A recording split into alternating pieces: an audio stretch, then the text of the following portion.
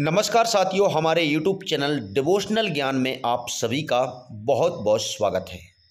दोस्तों, अकबर बीरबल की स्टोरी। दोस्तों, उम्र का पेड़, उम्र बढ़ाने वाला पेड़। आपके लिए एक और मज़ेदार कहानी लेकर आए हैं। हमारे इस चैनल पे आपको मिलेगी नई नई कहानियाँ, तो आप हमारे चैनल से जल्दी से जुड़ जाइए सब्सक्राइब और बेल के आइकन पर क्लिक करके। तो चलिए कहानी को शुरू करते हैं। दोस्तों, एक समय की बात है जब बादशाह अकबर का परचम पूरे विश्व में फैलने लगा था। उसी दौरान तुर्किस्तान के बादशाह को अकबर की बुद्धिमत्ता की परीक्षा लेने की सूझी। तुर्किस्तान के बादशाह ने अपने दूत को संदेश पत्र देकर कुछ सिपाहियों के साथ दिल्ली रवाना किया। बादशाह ने पत्र में लिखा था, मुझे सुनने में आया है कि भारत में ऐसा पेड़ है जिसके पत्ते को खाकर इंसान की उम्र बढ़ जाती है। जब अकबर ने उस पत्र को पढ़ा तो वह सोच में पड़ गए। इस चिंता से उबरने के लिए अकबर ने बीरबल का सहारा लिया। बीरबल की सलाह पर बादशाह अकबर ने तुर्किस्तान से आए सिपाहियों को और दूत को कैद करने का आदेश दिया। सिपाही और दूत के कैद खाने में कई दिन बीत जाने के बाद अकबर और बीरबल एक दिन उनसे मिलने गए। अकबर और बीरबल को देख आते कर वो सोचने लगे कि उन्हें रिहाई मिल जाएगी, लेकिन ऐसा नहीं हुआ।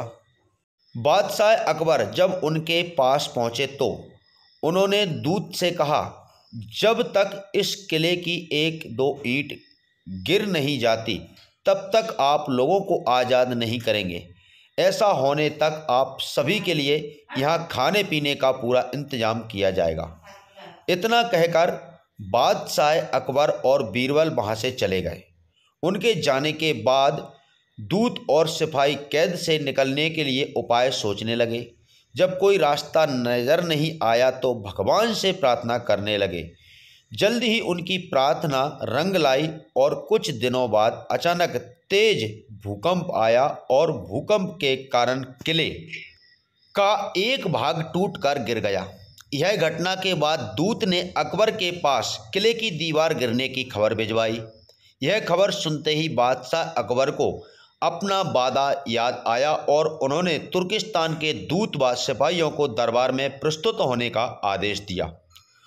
उसके दरबार में पहुंचते ही बादशाह अकबर बोले, अब तो आप सबको अपने बादशाह के द्वारा भेजे गए पत्र का उत्तर मिल गया होगा। अगर अब भी आपको समझ नहीं आया है तो मैं आपको समझा देता हूँ। तुम सिर्फ 100 लोग हो और तुम्हारी आह सुनकर किले का एक हिस्सा गिर गया। तो सोचो, जिस देश में हजारों लोगों पर अत्याचार होते हैं उस देश के बादशाह की आयु कैसे बढ़ेगी। लोगों की आह से उसका पतन तो निश्चित है।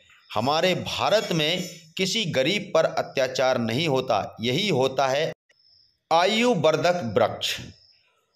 उसके कुछ दिन बाद बादशाह ने उन सभी को उनके देश भेज दिया और रास्ते में होने वाले खर्चे के लिए कुछ पैसे भी दिए। दूत ने तुर्किस्तान पहुंचकर भारत में घटित सारी बात विस्तार से बादशाह को बताए।